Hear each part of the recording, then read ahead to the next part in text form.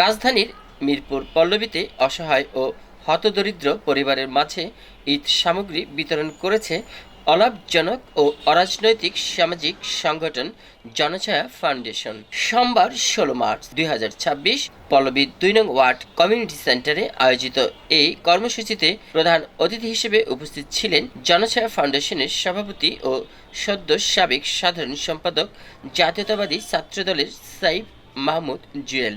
বিশেষ অতিথি হিসেবে ছিলেন ছাত্রদলের সাবেক সহসভাপতি মোহাম্মদ সাইফুল ইসলাম তুহিন। অনুষ্ঠানটি আয়োজন করেন জনছায়া ফাউন্ডেশন প্রতিষ্ঠাতা ও বাংলাদেশ জাতীয়তাবাদী ছাত্রদলের কেন্দ্রীয় সংসদের ছাত্রনেতা সাজিদ আহমেদ সুমন। এ সময় নারী, পুরুষ, শিশু ও প্রতিবন্ধী সহ প্রায় ১,০০০ সুবিধাবঞ্চিত মানুষের মাঝে ঈদ সামগ্রী বিতরণ করা হয়। আয়োজকরা জানান, ২০১৩ সাল থেকে জনছায়া ফাউন্ডেশন সমাজের বঞ্চিত ও অসহায় মানুষের কল্যাণে বিভিন্ন সামাজিক কার্যক্রম পরিচালনা করে আসছেন এবং ভবিষ্যতেও এ ধরনের মানবিক উদ্যোগ অব্যাহত থাকবে এমনটি জানালেন আয়োজকরা। সমাজ সেবামূলক এই কর্মসূচির সাথে যে কেউ আসতে পারেন। আর্থিকভাবে সহায়তায় বা যে কোনো সহযোগিতায় এই জনছায়া ফাউন্ডেশনের সাথে এগিয়ে আসতে পারেন। আপনিও হতে পারেন একজন সমাজ সেবক এবং এই সংগঠন দ্বারা আপনিও সমাজ সেবায় নিজেকে নিয়োজিত করতে পারেন। পুরো বিশেষ প্রতিবেদন জুড়ে থাকবেন আমাদের সাথে। আমি ছিলাম আপনাদের সাথে শাহ আলম সম্রাট, রিপোর্টার MCB টিভি।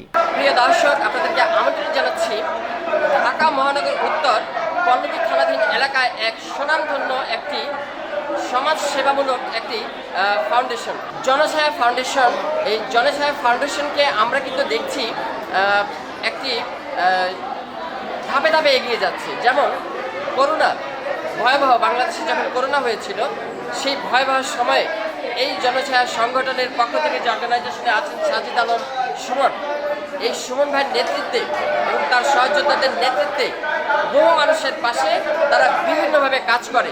আজকেও ২০২৬ এই পল্লবী থানাধীন এলাকায় ২ নং ওয়ার্ড কমিউনিটি সেন্টারে মধ্যবিত্ত এবং যে মানুষগুলো আছে একবেলা বা একবার একটু সহযোগিতা করতে পারলে উপকৃত হয়, সেই সব ব্যক্তিদেরকে আজকে হেল্প করছেন। কতজনকে করছেন এবং কি হেল্প করছেন এই সুমনটার কাছ থেকে জেনে নিচ্ছি। আসসালামু আলাইকুম। একটু জানতে চাই ভাই, এই যে আপনি করোনার সময় থেকে শুরু করে এখনো পর্যন্ত বিভিন্ন সময়ে মানুষের পাশে আপনি আছেন, একটু এই সংগঠনকে নিয়ে কিভাবে এগিয়ে গেলেন, কিভাবে আগামীতে এগিয়ে যাবেন, একটু প্লিজ বলবেন। আচ্ছা, আপনাকে ধন্যবাদ দিচ্ছি আপনার প্রশ্নের। সেটি হচ্ছে যে ২০১৩ সালে রানা প্লাজার কথা নিশ্চয়ই মনে আছে আপনাদের। তো আমাদের জনছায়া ফাউন্ডেশন এটি হচ্ছে ২০১৩ সালে সেই রানা প্লাজার ট্রেজেডি দিয়েই আমাদের পথ চলা শুরু হয়। সেখান থেকেই আমরা বাংলাদেশে যে কোনো ট্রেজেডিতে, বাংলাদেশের যে কোনো বন্যা দুর্যোগ বা যে কোনো ট্রেজেডিতে আমরা আমাদের সাধ্য সামর্থ্য মতো আমরা আমাদের টিম নিয়ে বা আমাদের এই সংগঠন যতটুকু পেরেছে মানুষের জন্য করার চেষ্টা করেছি। এরই ধারাবাহিকতায় আজকে ২০২৬ এই পবিত্র মাহে রমজান উপলক্ষে আমরা প্রতিবারের ন্যায় এটি প্রতি বছরই আমরা ২০১৩ থেকে এই বর্তমান ২০২৬ আমরা প্রতি বছরই হচ্ছে আপনার এই যে সমাজে বঞ্চিত এবং যে অসহায় পরিবারগুলো রয়েছেন এই পরিবারদের জন্য আমরা সামান্য একটু আয়োজন করে থাকি। সেটি হচ্ছে যে ঈদ সামগ্রী বিতরণ। সেই ধারাবাহিকতায় আজকের এই আয়োজন। আমরা মানে সোজা কথা হচ্ছে যে এই আজকে টোটালি আমরা কত পরিবারকে দিচ্ছি এই প্রশ্নটা আপনি করেছেন। আমরা কত পরিবার দিচ্ছি আমি একটু টোকেনটা দেখে আপনাকে নিশ্চিত করি, এটা মনে হয় বেশি ভালো হবে। আচ্ছা, আমরা মনে হয় 770 প্যাকেট আজকে আমরা বন্টন করবো ইনশাআল্লাহ। আমাদের যতটুকু আমাদের সংগঠনের পক্ষ থেকে উপহার আমরা এই ভাই বোনদের জন্য রেডি করতে পেরেছি, এটা আজকে আমরা আর কিছুক্ষণের মধ্যেই ওনাদের হাতে তুলে দেবো। আচ্ছা, আগামীতে আপনার কি প্ল্যানিং আছে এই সংগঠন নিয়ে আর কতদূর কিভাবে মানুষের পাশে থাকবেন? আমি বর্তমান সরকারকে উদাত্ত আহ্বান জানাবো। আমার এই সংগঠনটি ২০১৩ সাল থেকে যথেষ্ট রকম কাজ করেছে, তার হাজার হাজার ডকুমেন্টস আছে সোশ্যাল মিডিয়াতে। তো আওয়ামী লীগ গভর্নমেন্ট যখন ছিল তখন আমি আসলে আমার এই অর্গানাইজেশনের লাইসেন্সটি আমি নিতে পারিনি। তো এই সরকারকে আমি ওদের আহ্বান জানাবো যেন আমার এই সংগঠনের লাইসেন্সটি নিতে আমার যেন কোনো ব্যাক পোহাতে না হয়, আমার জন্য কোনো কষ্ট না হয়, তারা যেন আরও আমাকে সার্বিক সহযোগিতা করে। আপনার এই ফাউন্ডেশনে যদি কোনো হৃদয়বান ব্যক্তিরা এগিয়ে আসতে চায়, কোনো অনুদান দিতে চায় বা হেল্প করতে চায়, গ্রহণ করবেন কিনা বা করেন কিনা? দেখেন, এটি আত্মমানবতার সেবায় নিয়োজিত একটি সংগঠন। এই সংগঠন সবার পর্দার আড়ালে কেউ না কেউ থেকে আমাদেরকে সহযোগিতা করছে, যেই সহযোগিতার মাধ্যমেই আমরা কিন্তু এই বন্টন কাজটা শুরু করি বা আমরা এই বন্টন কাজগুলো করতে পারছি। তো আমি এই পর্দার আড়ালে থাকা যে সকল হৃদয়বান ব্যক্তিরা রয়েছেন, যারা এই সমস্ত কর্মসূচি বা এই যে প্রোগ্রামগুলো আমি উদ্যোগ নিলেই যারা ঝাঁপিয়ে পড়ে, যারা আমাকে সার্বিক সহযোগিতা করে, আমি তাদের প্রতি এই ঈদ উল ফিতরের উপলক্ষে এবং এই যে আজকে যে ভাই বোনেরা এসেছে তাদের এই ঈদ সামগ্রী উপহার গ্রহণ করার জন্য, তাদের সকলের পক্ষে আমি বলবো যে সবাই যেন এই ভালো কাজকে সব জায়গায় বৃহৎ বাংলাদেশের ভিতরে সবাই যেন এগিয়ে আসে এবং কাজ করে। ধন্যবাদ। Thank you.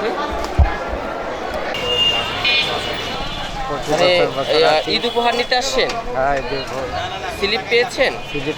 প্রতি বছরই কি এই জনছায়া ফাউন্ডেশনের পক্ষ থেকে এই আয়োজন করে থাকে?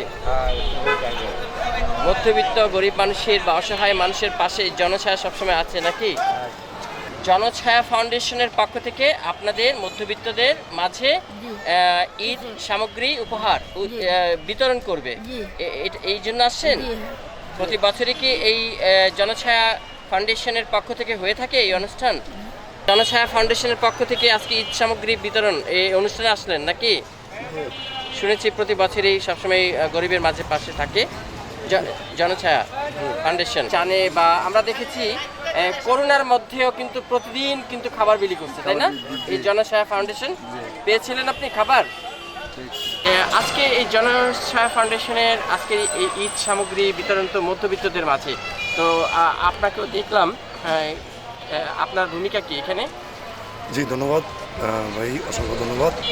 জনছায়া ফাউন্ডেশন আমরা এটা শুরু করেছি করোনার আরও আপনার প্রায় 5-7 বছর আগে, এবং এই জনছায়ার যে উদ্যোগতা, যে প্রতিষ্ঠাতা সাজিদ আহমেদ সুমন আমার খুব কাছের বন্ধু, আমারই বন্ধু।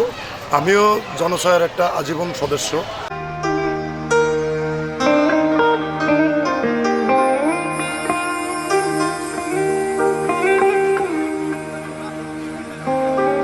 Mm-hmm.